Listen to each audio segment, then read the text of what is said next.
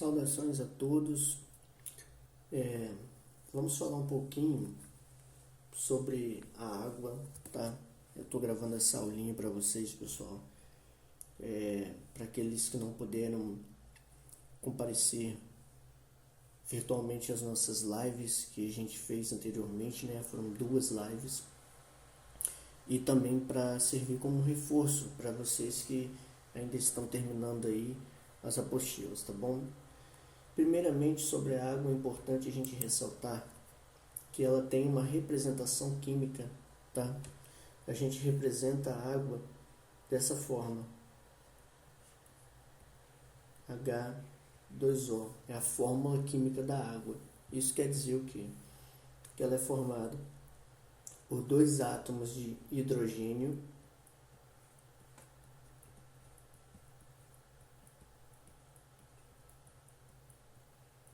e um átomo de oxigênio.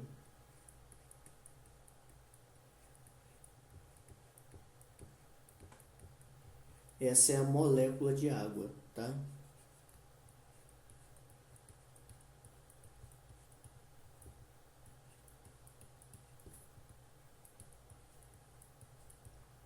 Essa molécula de água a gente encontra na natureza frequentemente misturada com outras coisas.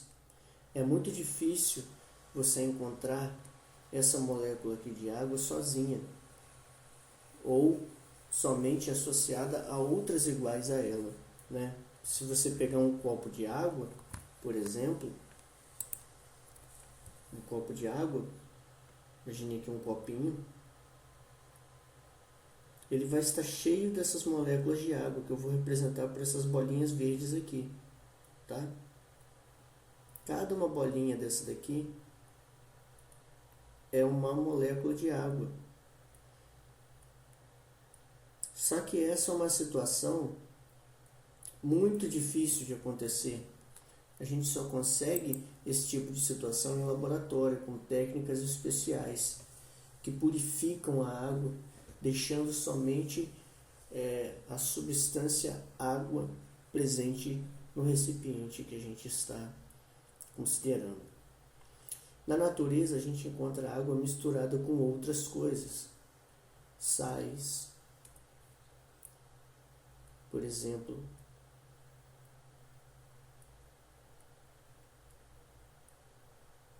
açúcar, restos de seres vivos. Então a gente diz que a água na natureza ela é encontrada como uma mistura, tá? Mais frequentemente a gente encontra ela como uma mistura.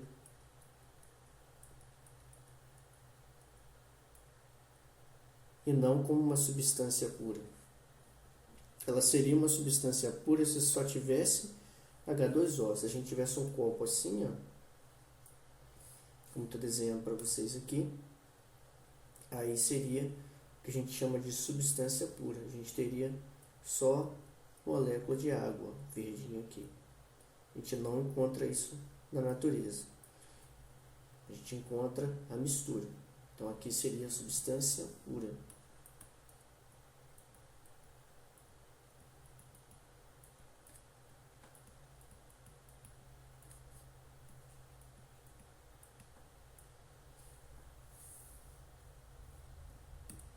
Tá? Nós encontramos na natureza a água como uma mistura. É só pegar um rótulo de água mineral que vocês vão ver, que atrás dele vai dizer que essa água mineral tem outros componentes ali. Pode ter magnésio, cálcio, tá? Dependendo aí da fonte de onde essa água foi retirada. Isso vale para a água da chuva também. Quando a água da chuva cai, ela se mistura alguns gases, por exemplo. Então ela é uma mistura.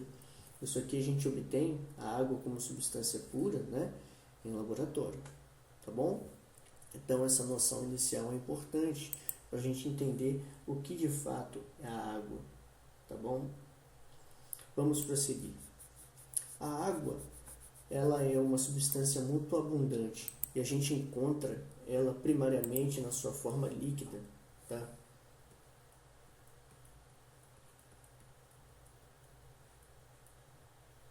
Principalmente onde? Nos oceanos, Mas nós também podemos encontrar a água onde? Os rios, lagos, em geleiras, no solo, na atmosfera e dentro dos seres vivos.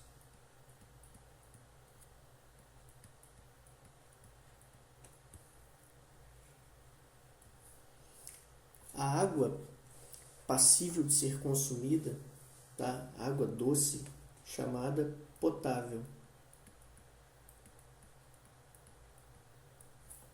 Nós vamos encontrar onde?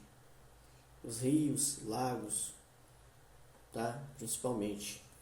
E aí essa água ela passa por tratamento, né? Processos de tratamento, e aí pode ser consumida por seres humanos, tanto nas suas atividades, quanto também para cozinhar, né? Para abastecer o corpo humano, tá bom? Esse tipo de água aqui. E ela é derivada da água doce, que vem primariamente aqui dos rios, lagos, e também temos a água que fica aqui abaixo do solo. Vou destacar aqui, que eu esqueci de colocar, que são os aquíferos, tá bom? Ou lençóis subterrâneos.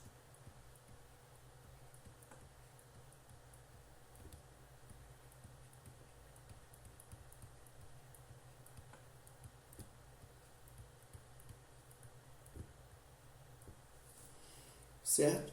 Também entra aqui como uma das principais fontes de água potável, tá bom? Lençóis subterrâneos.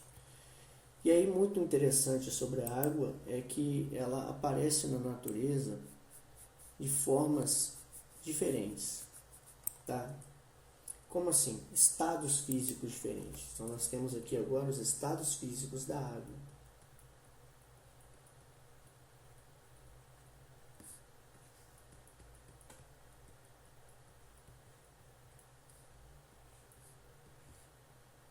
Nós temos 3 estados básicos, tá? Sólido,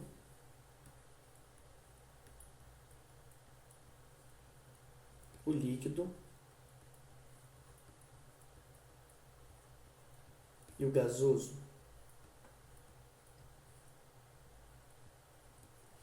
E a água fica mudando de forma, trocando de estado, de acordo com a quantidade de energia, ou seja, de calor que ela recebe.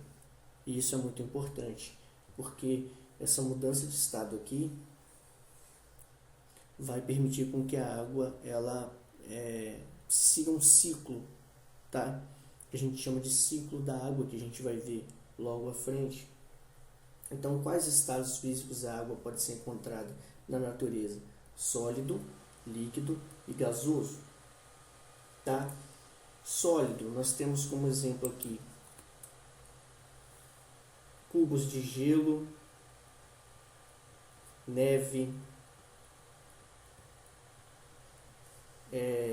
granizo.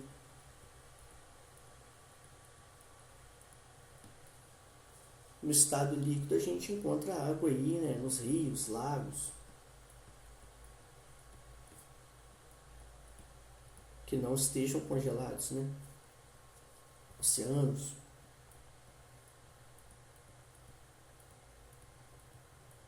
E no estado gasoso a gente tem aí o vapor de água.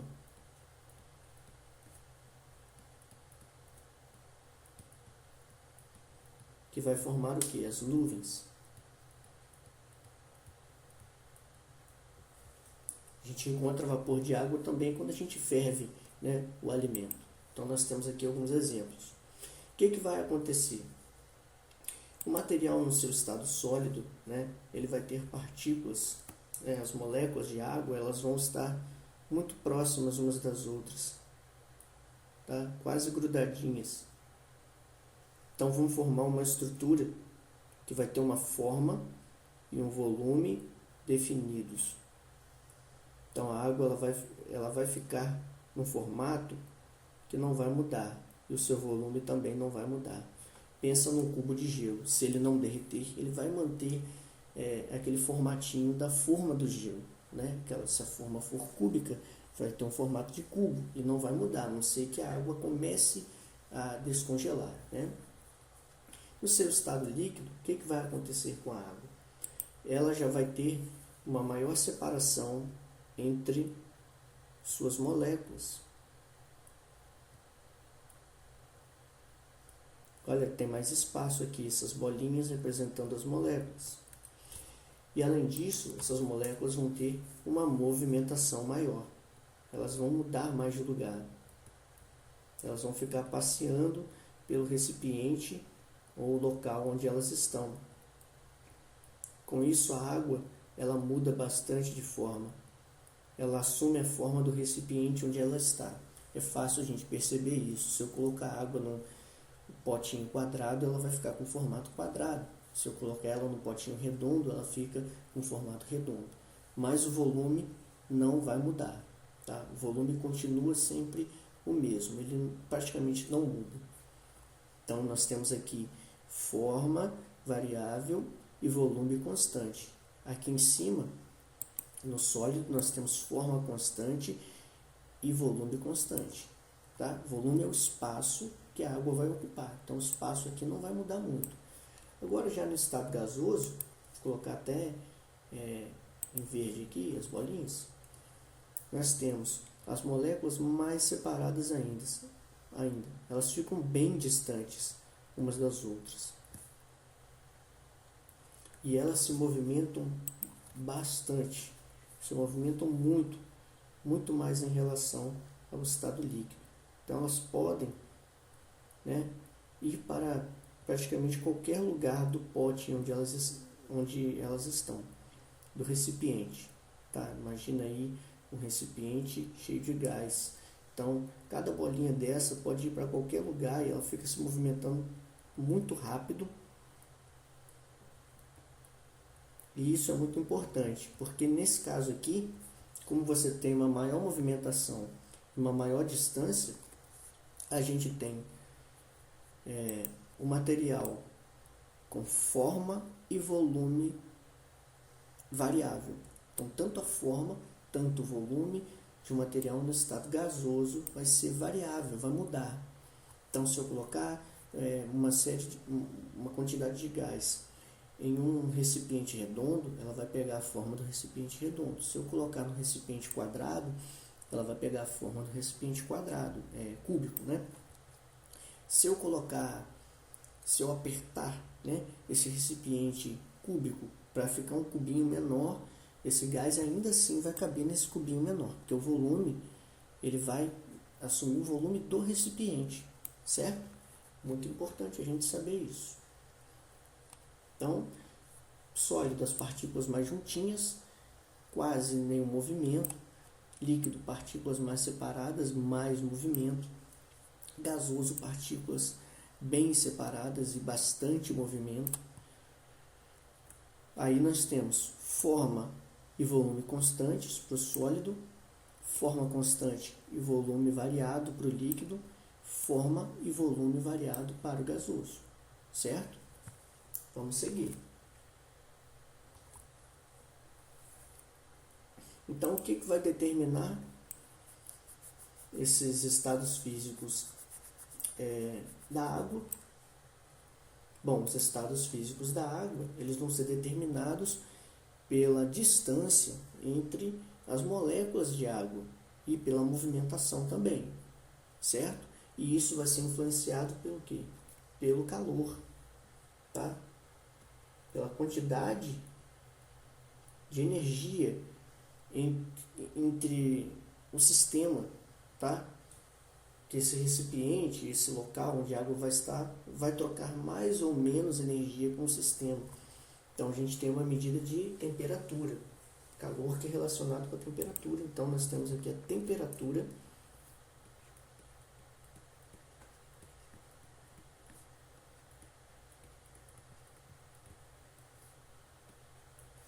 como um fator extremamente importante, né? Temperatura que está relacionada ao conceito de calor, tá bom, gente?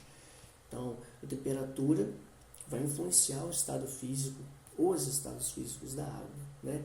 E outro fator que a gente tem é a pressão.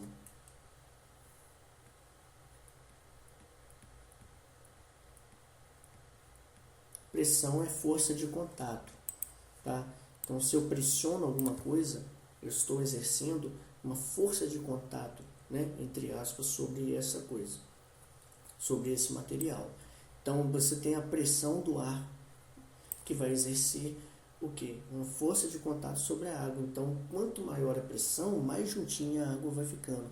Quanto menor a pressão, mais separada a água vai ficando. Então, quanto menor a pressão, tá? A água ela tende a ficar mais separadinha e tende a ficar então no seu estado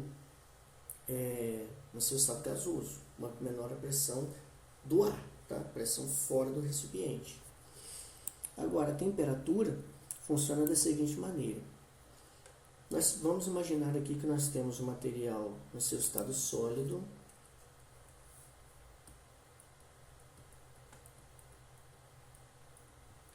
Aqui nós temos o material no seu estado líquido.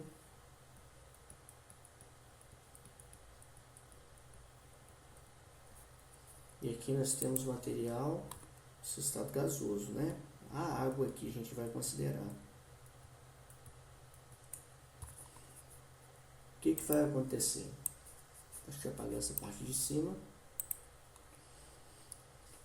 Essa setinha que eu colocar aqui agora vai indicar mudança de estado físico. Vou colocar ela em amarelinho aqui. Então,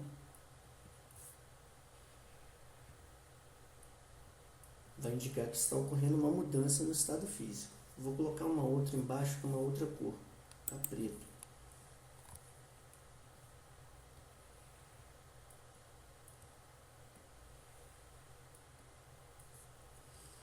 A setinha amarela indica que a gente está aumentando a temperatura do sistema, ou seja, o material está recebendo calor, a água está recebendo calor. Esse calor pode vir de onde? Pode vir do fogo, pode vir, né, do aquecimento com fogo, pode vir do sol, tá? Isso pode acontecer também.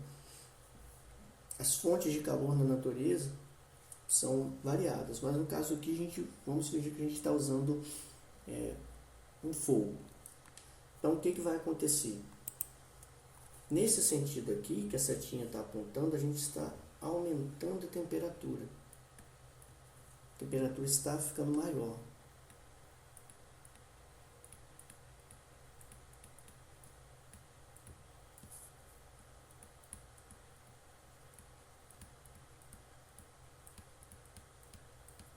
E aqui embaixo, onde nós temos a setinha preta, nós estamos diminuindo a temperatura, reduzindo a temperatura.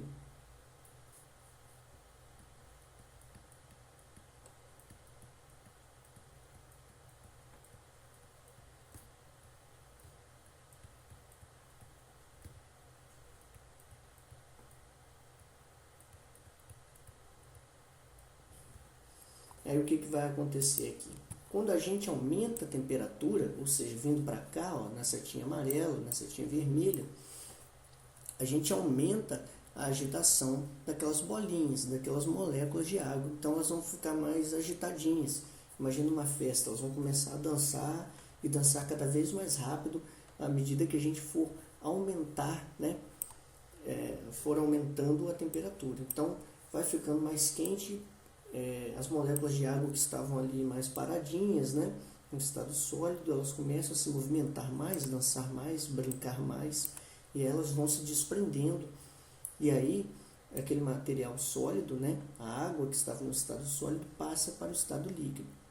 Se a gente aumentar ainda mais a temperatura, tá, e atingir o que a gente chama de ponto de ebulição, esse aqui é o ponto de fusão, né, a água ela vai dançar tão rápido, tá, tão depressa que os convidados vão acabar saindo da área da festa. Cada um vai para um lado, cada um vai para um canto e vai brincar separado. Mas eles também voltam para a área da festa, eles ficam indo para lá, para cá. Imagina como se estivesse brincando de pique-pega, né? E correndo para lá e para cá numa velocidade muito alta. Então vai para o estado gasoso. Isso porque a gente aumentou a temperatura. atingiu o ponto de ebulição e aí as moléculas ficaram mais agitadas, né? E mais separadas. Agora, se eu diminuir, e aqui é importante, o material está recebendo calor, né? Está recebendo calor da nossa fonte de calor, que no caso aqui pode ser, né, o fogo. Então a gente está aumentando a temperatura e a água no estado sólido, depois no estado líquido, estão recebendo calor, tá bom? Agora aqui em azul e na setinha preta indica quando a água está perdendo calor, tá? Ou seja, a gente está diminuindo a temperatura da nossa fonte de calor, do nosso fogo. A gente diminui a temperatura do fogo, o que vai acontecer? A água passa do seu estado gasoso para o estado líquido. Vai ficando mais frio, aí quando fica mais frio a gente fica mais paradinho, né? Para ela ficar mais agrupado. Isso vale para as moléculas também. Então, quem estava brincando, pulando muito no estado gasoso, começa a se agrupar porque começa a sentir frio, né? Então, molécula é mais ou menos assim, tá bom, gente? Molécula não pensa, só estou falando assim de brincadeira. Então, diminuiu a temperatura, as moléculas de água que estavam no estado gasoso passam para o estado líquido. E aí, se a gente diminuir mais ainda a temperatura, e se retirar o calor, né? Se perder o calor, a água perder o calor, ela volta para o seu estado sólido, né?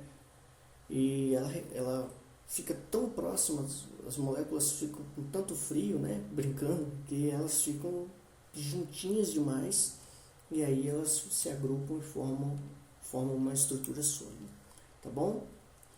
Aí temos os nomes dessas transformações que eu vou colocar aqui para vocês. Quando a gente vai do estado sólido para o líquido, nós temos a fusão. É o nome da transformação, tá? Então, quando a água ela recebe calor, né? Quando a gente aumenta a temperatura e ela está no estado sólido, ela atinge o ponto de fusão, ela passa pelo processo de fusão e vai para o estado líquido. E aí, se a gente continuar aumentando a temperatura, ela passa pelo que a gente chama de ebulição.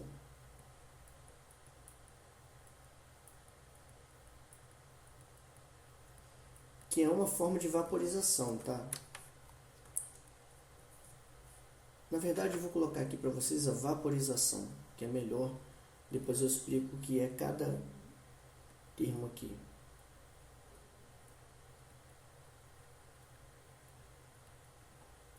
Nós temos aqui a vaporização. Quando a água sai do seu estado líquido e vai para o estado gasoso. Quando a gente aumenta a temperatura de forma que ela fique mais agitada, né? E aí se separe mais das outras, se movimente mais. Agora, quando ela sai do seu estado gasoso e vai para o estado líquido, a gente tem aqui o que a gente chama de condensação.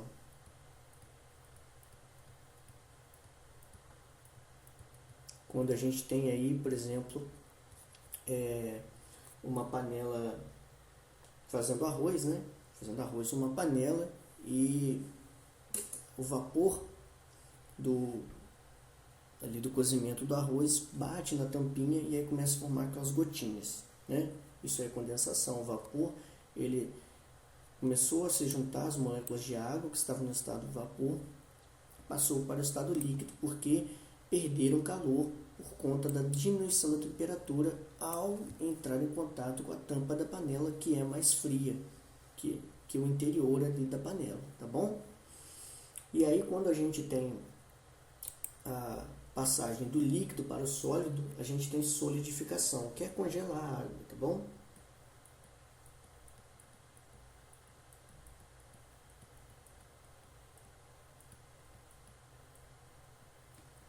E aí o que acontece? Existe também, gente, eu não vou colocar aqui, mas eu vou falar para vocês, que é a passagem do sólido direto para o gasoso, que se chama sublimação, e do gasoso direto para o sólido, que se chama ressublimação. Nesse caso aqui, vai ser mais frequente em locais muito frios, né? Por exemplo, lá no Polo Norte, onde o vento, por exemplo, ele faz com que aquele material sólido lentamente vai desprendendo moléculas de água, e aí você consegue ver um vaporzinho saindo do gelo, tá? Acontece, você consegue ver um pouquinho disso também no refrigerador das geladeiras, e acontece isso com a naftalina, que é uma pedrinha branca que se coloca nas gavetas, né, nos guarda-roupas, para evitar que ter barata, esse tipo de bicho. Essa pedrinha, muitas vezes, ela desaparece. Esse desaparecimento da naftalina é uma sublimação. Ela passa do estado sólido, porque ela é uma pedrinha branca, né?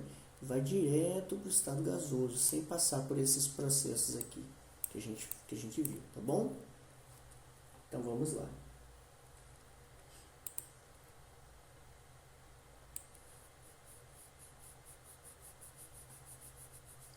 Outra parte muito importante da nossa aula sobre água é o ciclo da água, tá?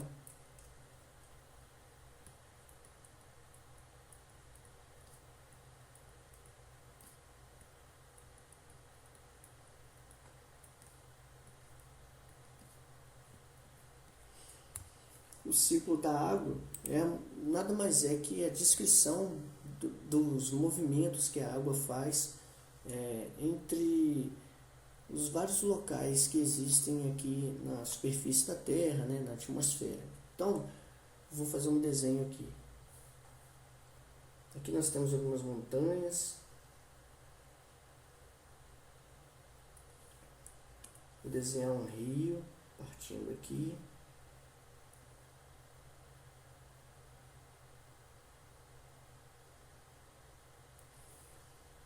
Aqui nós temos uma região onde existe uma floresta, que eu vou representar por essa árvore aqui, mais essa outra árvorezinha aqui.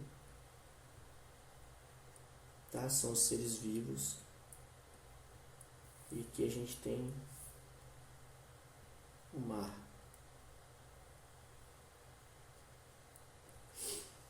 Acima nós temos as nuvens.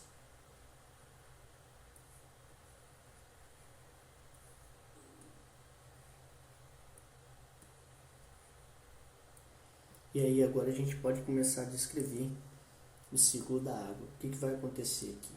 Nós temos água em que locais aqui no estado líquido? Nós temos aqui também. Aqui é lençol subterrâneo, tá? É abaixo da terra. Vou até anotar aqui para vocês.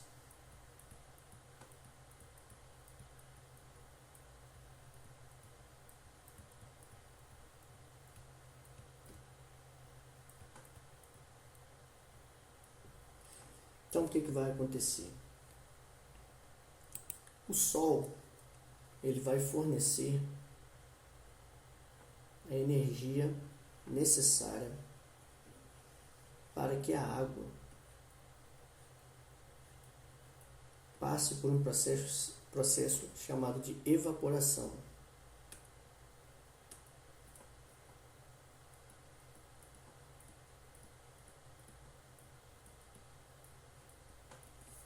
E também por um processo chamado de transpiração.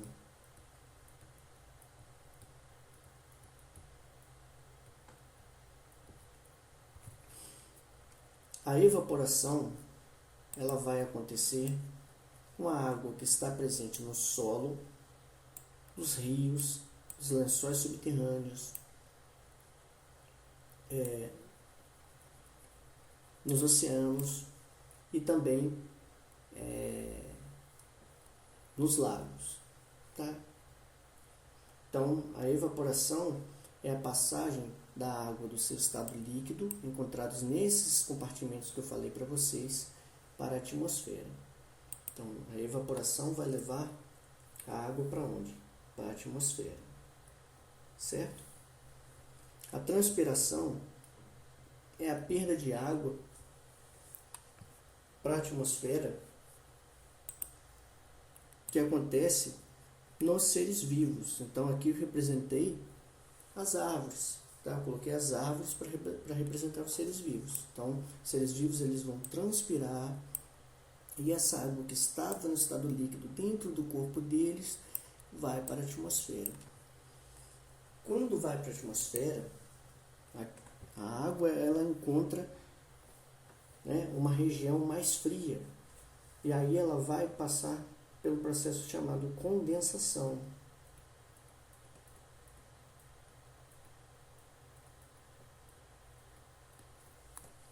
E aí, as moléculas de água que estavam mais separadas, né, no seu estado de vapor, elas começam a se agrupar através da condensação, né, que acontece nessas regiões mais frias aqui, e vão formar as nuvens.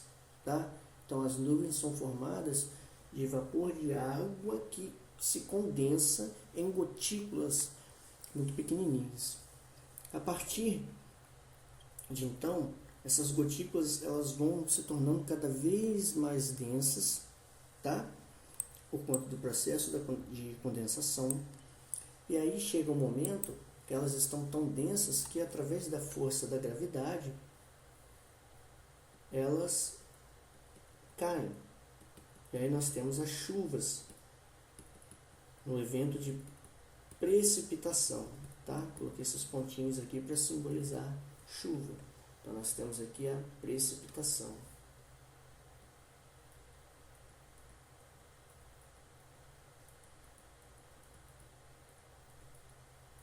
Precipitação é a mesma coisa que chuva. Quando a água cai através das chuvas, ela atinge o solo. E aí ocorre um outro processo também muito importante. Eu vou colocar aqui em amarelinho, que é a infiltração. Tá? Boa parte dessa água que atinge aqui o solo, ela vai se infiltrar no solo. E aí elas alimentam novamente os lençóis subterrâneos. Deixa eu colocar em preto aqui. Não, vou colocar em vermelho.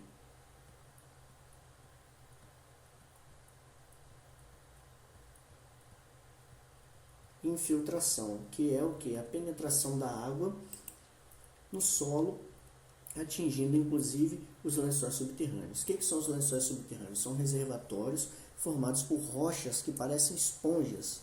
Essas rochas que parecem esponjas, elas meio que absorvem a água que está presente, que se infiltra ali no solo e formam imensos reservatórios ali em profundidades muito grandes, tá? Na Terra.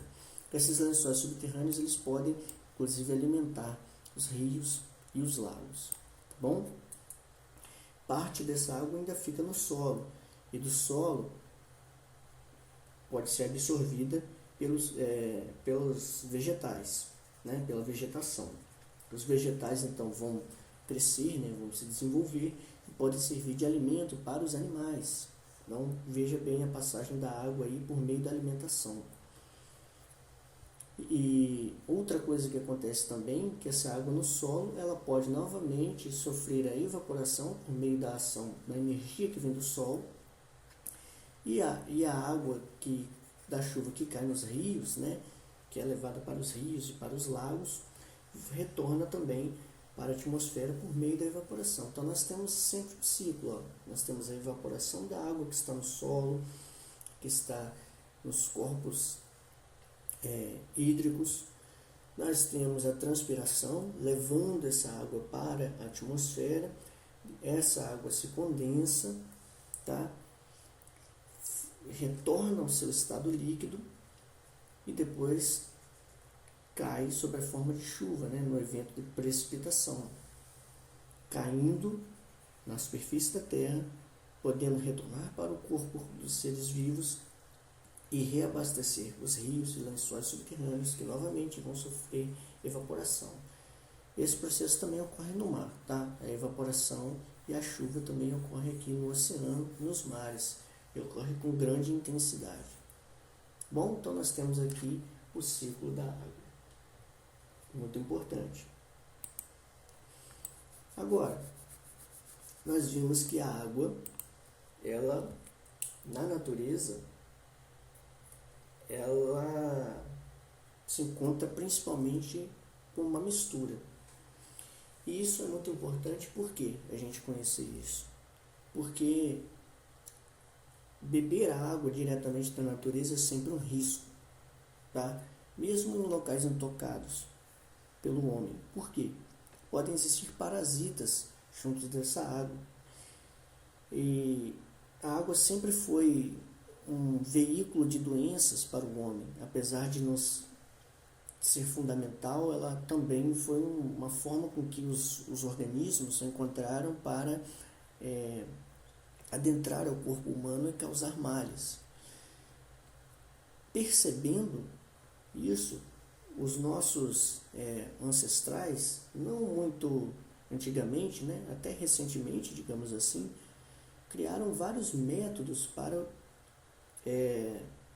melhorar a qualidade da água e assim evitar com que doenças que poderiam ser adquiridas por meio da ingestão da água ou do contato com a água não mais atingissem o ser humano com tanta frequência. Morria muita gente, pessoal, morria muita gente por conta de doenças que muitas vezes vinham da água que não estava em condições adequadas para ser consumido pelo homem, tá? E nós utilizamos a água em várias atividades, né? Para ingestão, para lavar roupa, né? Lavar objetos, para cozinhar. Então a gente tem que tomar muito cuidado com isso. Então a gente tem aí tratamento de água, muito importante.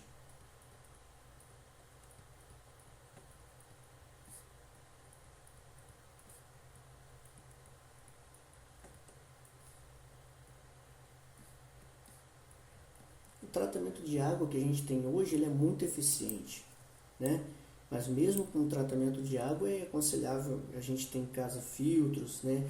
Em determinadas condições a gente beber a água fervida, tá? Porque muitas vezes o tratamento não é suficiente. Mas ele foi um grande avanço, né? O tratamento que a gente tem atualmente foi um grande avanço e evitou a morte de inúmeras pessoas que antigamente morriam por essas doenças que eu falei com vocês. Algumas tem aí na apostila, vocês podem dar uma olhada, tá? Recomendo que vocês leiam essa parte. E aí, se tiverem alguma dúvida, falem comigo, tá? E além disso, melhorou a qualidade de vida, né? Porque tinham algumas doenças que não matavam as pessoas, mas deixavam as pessoas bastante debilitadas. Então, você evitar essa doença faz com que as pessoas fiquem mais fortes, né? Tenham uma vida mais ativa, tá? Tem vários livros aí que ressaltam sobre isso, livros infantis até, tá bom? Então, vamos lá. O que acontece no tratamento de água? Nós temos aqui um manancial. O que é um manancial? Opa, errei aqui a pontinha da caneta. Manancial pode ser um rio, pode ser uma represa, pode ser um lago, tá? Até mesmo um lençol subterrâneo. Aqui eu vou colocar como se fosse uma represa. Então aqui nós temos um manancial.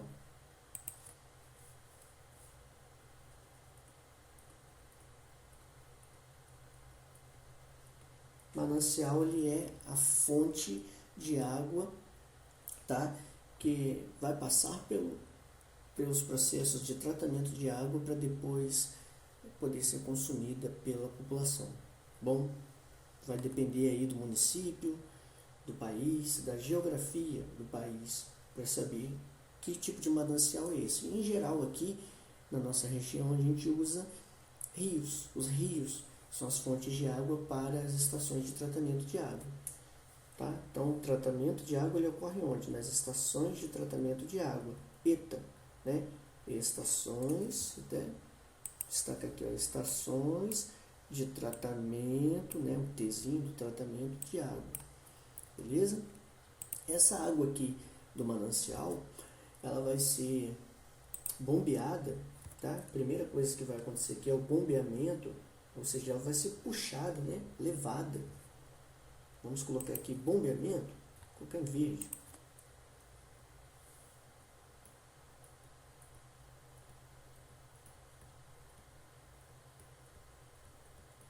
Do manancial para a estação de tratamento de água. Após ser bombeada, ela vai passar pelo primeiro procedimento que a gente tem aqui. Ela vai para um primeiro tanque, é um tanque grandão, tá? Um tanque enorme. Esses tanques são sempre grandes. Vou tentar desenhar um pouquinho menor para caber aqui, tá? O tanque aqui. E aí, após ser bombeado, o que vai acontecer? Vai passar pelo primeiro procedimento, já na estação de tratamento de água, onde vai ser adicionado o quê? O principal composto que é utilizado aqui, substância química, é o hidróxido de alumínio.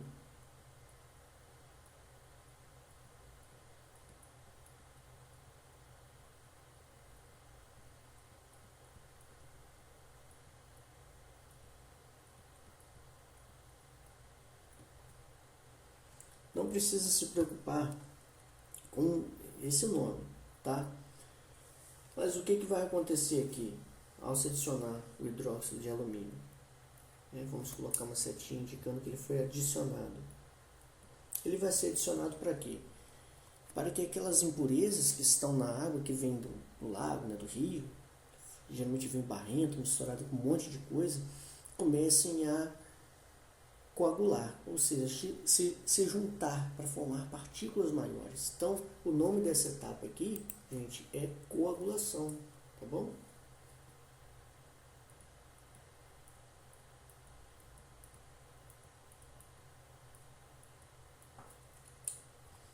Feito isso, qual é o próximo passo?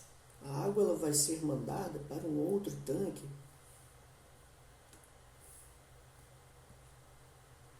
que eu vou desenhar aqui para vocês.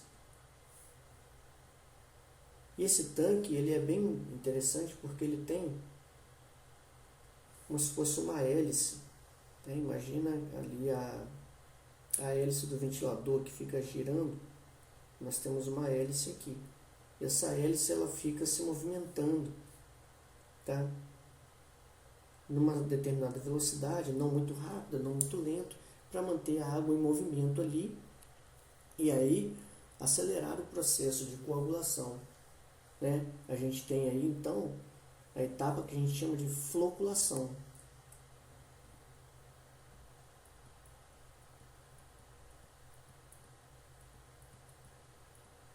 Por que recebe esse nome? Porque na floculação é acelerado o processo de agrupamento das partículas que estavam ali na água e vão se formando flocos, tá?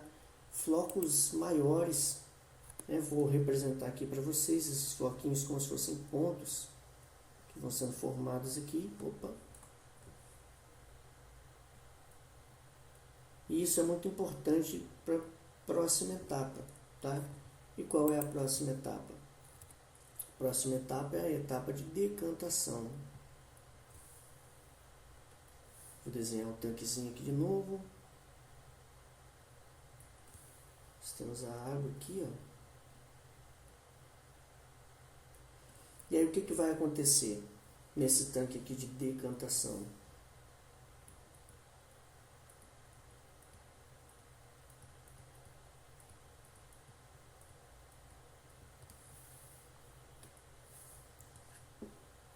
Esses floquinhos, eles vão para o fundo do tanque. Por que eles vão para o fundo do tanque? Porque a água ela é deixada parada aqui por um tempinho, né? Por um tempo. E aí, a gravidade, né? Que é um fenômeno muito interessante que vocês vão estudar mais à frente, vai fazer com que esses flocos que já estão mais densos vão para o fundo do recipiente. E aí você tem na parte de cima a água mais limpa, tá? Bem mais limpa. E no fundo você tem uma espécie de lodo aqui que vai se acumulando e depois esse tanque ele tem que ser limpo, né? Com o tempo. Passa por um processo de limpeza. Mas a água, apesar de estar mais limpa, ela não está ainda própria para consumo. Ela passa por mais uma etapa aqui, tá? Ela é realocada aqui para mais um tanque. Vou colocar esse tanque aqui para vocês.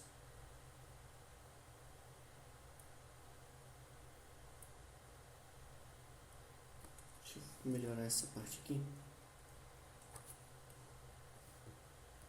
Tanque assim, ó.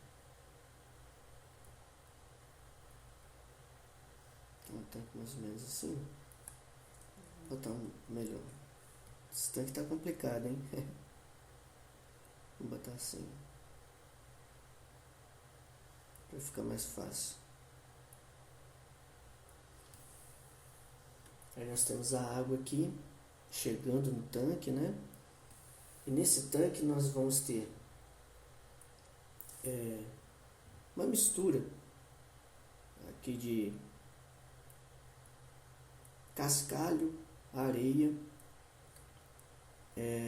e carvão, tá bom? Deixa eu dar uns risquinhos aqui para dar uma preenchida. Opa, ficou feio. Vamos deixar assim mesmo. Tentei colorir, ficou feio. Então, nesse tanque aqui nós temos uma mistura de carvão, areia, cascalho, né? Formando uma espécie de filtro. E aqui vai ocorrer o que a gente chama de filtração. Deixa eu anotar aqui em cima. O nome da etapa, muito importante essa etapa. Retira a sujeira bruta que ainda ficou na água após esses processos todos que nós falamos. Nesse procedimento, o que vai acontecer com a água? Ela vai passando por essa região que eu falei para vocês, que tem o carvão ativado, né? O cascalho e a areia, e ao passar por aqui, aquelas impurezas que estavam na água, elas vão ficando presas aqui no filtro, tá? Na região do filtro, e a água ela sai pela extremidade de onde ela deve passar, por onde ela deve passar, muito limpa mesmo. É um filtro bastante eficaz, tá? É bem grande esse tanque aqui, eu estou desenhando pequeno, mas é bem grande, tá, pessoal? E é bem eficiente. E por fim nós temos uma outra etapa aqui, que é essa extremamente importante, tá? Depois que passa pela filtração, ainda passa por mais uma etapa aqui, onde é adicionado cloro.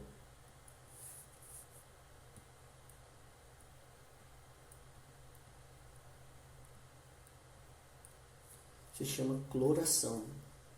Para que serve a cloração? Cloração também é conhecida como desinfecção, tá, gente? A desinfecção, que é a mesma coisa que a cloração. Opa, deixa eu melhorar esse ar aqui, tá feio. A desinfecção, que é a mesma coisa que a cloração, serve para eliminar os micro-organismos que ficam na água, porque o filtro ele é muito eficiente para tirar as impurezas, mas as bactérias, né, fungos, outros patógenos, eles são muito pequenos, eles conseguem passar pelo filtro ainda. Então, quando a gente joga cloro, tá? O cloro ele é deixado um tempo em contato com a água e aí você tem a eliminação desses micro-organismos aí que poderiam causar doenças, tá? Existe mais uma etapa adicional, tá? Muitas vezes no tratamento de água, pode ser nesse próprio tanque aí, ou pode ser nesse aqui, ó, no outro tanque, que é a adição do flúor. Nessa água, ela é adicionado flúor nela, né?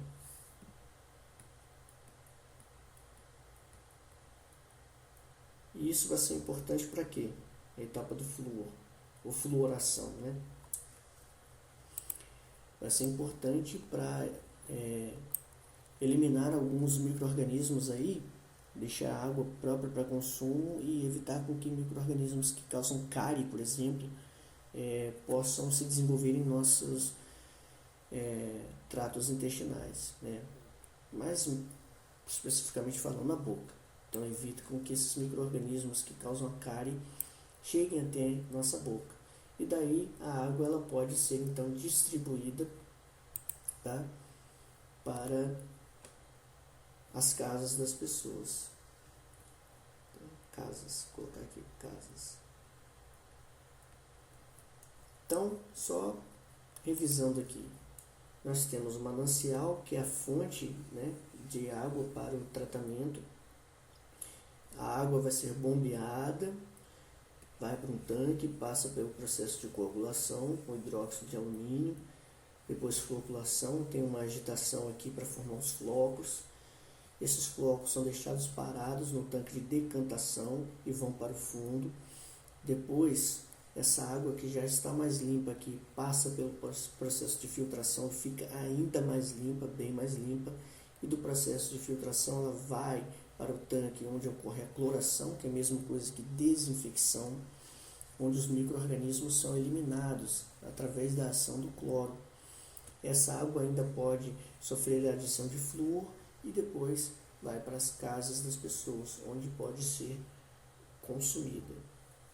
Tá bom, gente?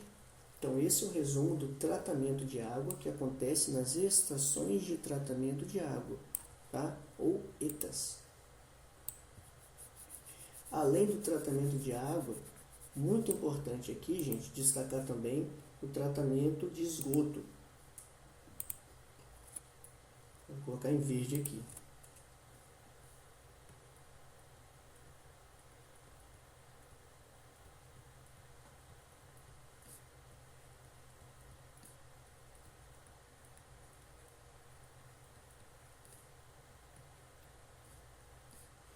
Tanto o tratamento de água quanto o tratamento de esgoto fazem parte do que a gente chama de saneamento básico.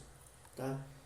Saneamento básico são uma série de medidas, tá, que envolvem tratamento de esgoto, tratamento de água, a distribuição de água, a coleta, né, as redes de coleta de esgoto, a coleta de resíduos sólidos e o gerenciamento desses resíduos, além da limpeza também urbana, tá? Limpeza das cidades, para que a qualidade de vida das pessoas fique cada vez melhor. Tá? Então, saneamento básico é importantíssimo, tem que estar sempre em pauta nas discussões políticas. Tá? Na hora de votar, tem que tomar cuidado, prestar atenção nos discursos dos nossos candidatos, e ver se eles estão focando no saneamento básico, porque é ele que garante que a nossa vida fique cada vez melhor e a gente possa viver cada vez mais e com qualidade, tá? Além de outras coisas também, né, que a gente tem que observar. Mas, importante aqui, tratamento de esgoto ele é extremamente importante e muitas vezes ele é deixado de lado. A gente só pensa no tratamento de água, mas ele é essencial para garantir a qualidade, inclusive dos nossos mananciais, né, que é de onde a água vem. O que acontece? Depois que a água ela é consumida, né, nas casas, nas indústrias,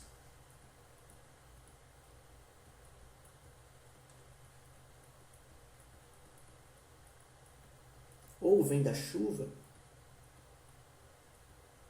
a gente tem também a coleta que a gente chama de esgoto pluvial. O que acontece aqui? Ela vai para a estação de tratamento de esgoto, a ET, ou ETE, né? Estação de tratamento, né? O T, de esgoto. E aí o que vai acontecer lá? Na estação de tratamento de esgoto existem vários tanques muito grandes, tá? Numa primeira etapa, existe uma grade já no começo da estação de tratamento de esgoto que vai evitar com que coisas muito grandes vão para o tanque. Por exemplo, se tiver um pedaço de plástico, esse pedaço de plástico fica preso ali na grade, tá? E não segue adiante. Então já é uma etapa aí para tirar impurezas da água, certo? Uma coisa importante que eu esqueci de falar é que existe uma rede de captação de esgoto, deve existir, né, nos locais, nas cidades. Essa rede é que vai levar o esgoto das casas, das indústrias, das chuvas para a estação de tratamento de esgoto. Depois que a água passa por essa grade, ela vai para um tanque de areia, né?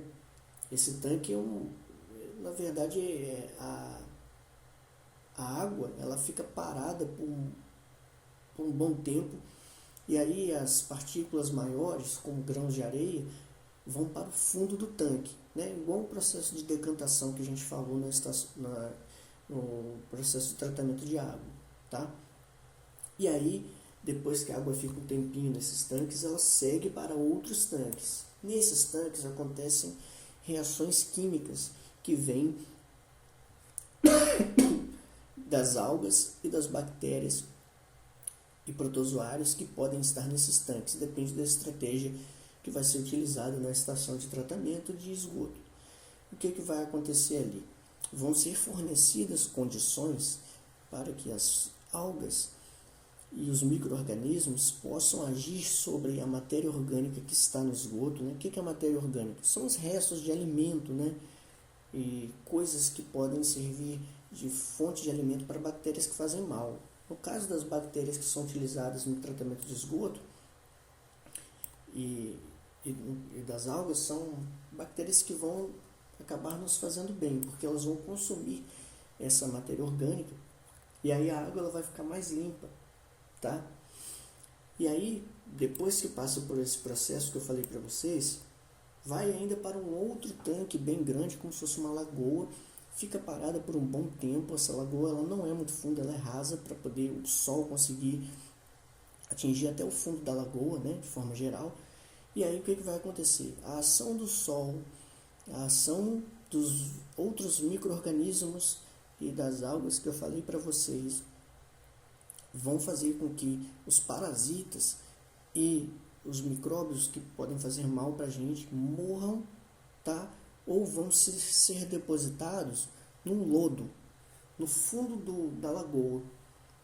Esse lodo ele vai ficar ali até ser recolhido e levado para um aterro sanitário. Com o tempo, né, ele vai se acumulando, vai ficando tão grande a camada de lodo que tem que ser recolhido.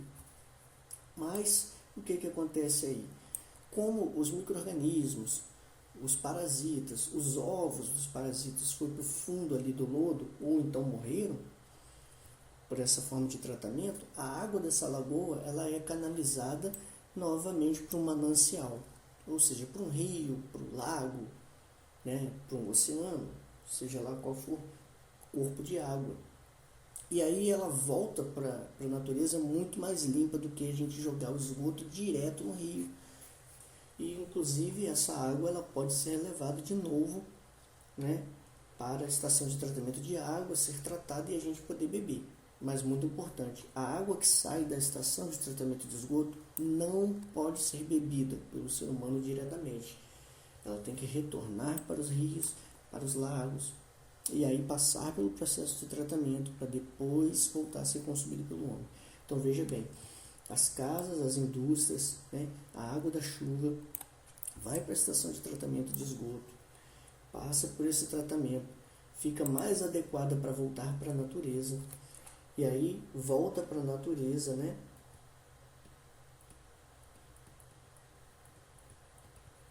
Incluindo aí os mananciais.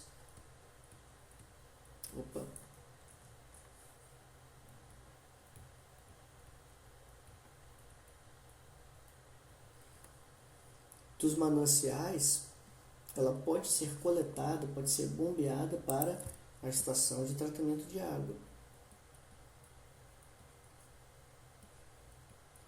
E aí, ao passar pelo tratamento de água, pode voltar para as casas e para as indústrias, onde a água será consumida de novo, tá? Vai ser coletada pelas redes de coleta de esgoto, porque ela já vai estar imprópria para o consumo, vai passar pelo tratamento de esgoto, na estação de tratamento de esgoto, volta para a natureza, depois volta de novo para a estação de tratamento de água e vira um ciclo onde os humanos que estão se beneficiando da estação de tratamento de esgoto, das estações de tratamento de água, são beneficiados infinitamente com água de qualidade. Inclusive, a água da natureza, né, nos rios, lagos, pode ser utilizada para banho, né? Hoje os nossos rios são um risco para a gente. Se a gente entrar no rio, pode pegar uma doença, né? Pode desenvolver um quadro aí grave, porque os nossos rios estão poluídos, na maioria das cidades, né? Mas numa cidade onde existe um tratamento de esgoto, um tratamento de água eficiente, a água pode, de um rio, de um lago, pode servir inclusive para banho, né? Mais importante, não pode ser consumida diretamente da natureza, ela tem que passar pelo tratamento de água. Então é um ciclo aqui também, certo? Muito importante aqui a questão do tratamento do esgoto e nós temos que ficar sempre atentos. Uma coisa que eu esqueci de falar lá atrás para vocês foi sobre a questão dos tipos de vaporização. Vou retomar aqui só para vocês lembrarem, é tema de uma questão aí. Nós temos a vaporização,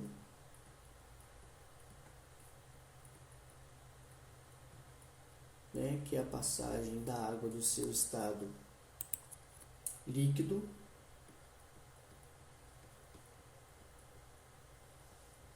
para o gasoso. Ela pode acontecer de 3 formas, gente. Primeiro, nós temos a ebulição.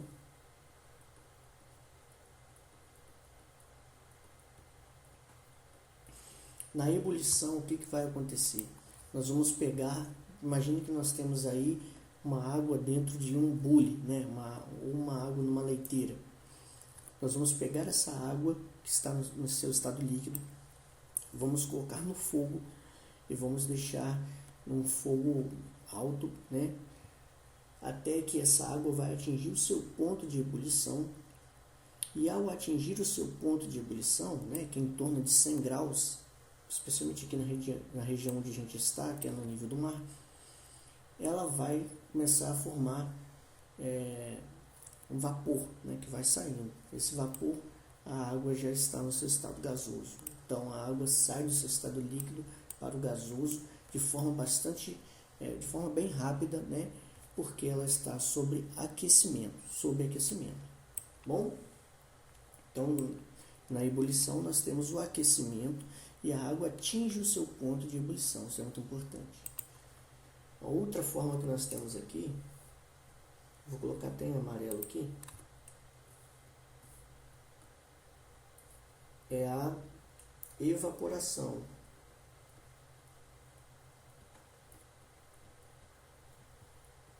A evaporação ela ocorre de forma bem lenta, tá? É como se você passasse a olhar uma poça de água, tá? Depois de uma chuva, e quando a gente vê essa poça de água, ela não some de imediato, né? Ela não some na hora, ela vai sumindo aos pouquinhos, ela vai desaparecendo aos pouquinhos. Por quê? A ação do sol é bem mais lenta do que o do fogo do nosso fogão, que a gente controla a temperatura. Então, os raios solares vão fornecer calor, vão fornecer energia de forma bem lenta, né? Bem vagarosa. E aí, aquelas moléculas de água que estão na poça de água vão começar a se movimentar um pouquinho mais até que uma delas escapa, vai para a atmosfera e aí se torna vapor de água, né? Vai para o seu estado gasoso. E isso vai acontecendo com todas as moléculas de água. Devagarzinho elas vão se desprendendo, vão se soltando e vão para a atmosfera. Isso na evaporação. Então, uma forma mais lenta. E existe uma outra ainda, né? Vou até colocar em vermelho essa aqui, porque essa aqui é bem rápida, que é a calefação. O que é a calefação? Imagina que você pegou, né? Você não, né? Seu pai, sua mãe, né? Sua avó, um adulto, pegou uma frigideira, tá? E sem água, né? Sem nada, e deixou no fogo esquentando por um tempo, né? Aquela frigideira ela vai ficar bem quente, ela é feita de metal, ela vai esquentar, vai ficar numa temperatura muito elevada. E aí o que vai acontecer? Se você pegar uma certa quantidade de água, né, uma quantidade pequena de água e jogar uma gotinha de água, né, pingar nessa frigideira que estava vazia, né, gente, sem óleo, sem nada, a gotícula de água vai atingir ali a superfície do metal da frigideira e vai imediatamente virar vapor. Então, quando você aquece o metal ou qualquer superfície, deixa ela numa temperatura muito alta, muito acima do ponto de ebulição, quando o líquido entrar em contato, quando a água entrar em contato, ela vai se transformar em vapor muito rapidamente. Então, é uma forma bem mais rápida de você fazer com que a água no estado líquido vá para o estado gasoso, tá bom? Então, aqui nós temos um resuminho aqui sobre os tipos de vaporização. Eu esqueci de falar lá atrás. Então, por enquanto, é só, pessoal. Estudem bastante, façam os exercícios da apostila. Qualquer dúvida, estou à disposição de vocês. Um abraço e até breve.